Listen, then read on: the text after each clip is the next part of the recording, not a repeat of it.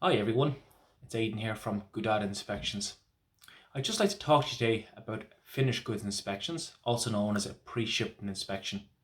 When an inspector goes to a factory to inspect the products, they'll usually check the products for dimensions and sizes, for packing, for any visual defects.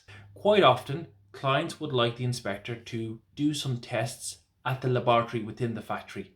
And again, this is absolutely no problem. The inspector can witness these products being tested by the factory and include that into their report. The reason why clients want the inspections to be done is that the vast majority of them have only paid a deposit, somewhere between 25 and 30%, and that they will pay the balance once the goods have left.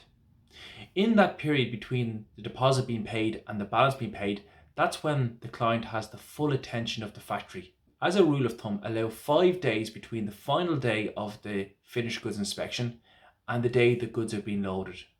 The reason for this is you have to have time to review a report. You also have time to communicate any issues with the factory and give the factory time to fix and address any issues. Goodada offers quality control inspections and finished goods inspections across 76 countries. If you have any questions about this inspection or any of the other inspections or audit services, please do not hesitate to contact me down below. Thank you very much for taking the time to watch this video, and I hope to hear from you very soon. Take care. Bye bye.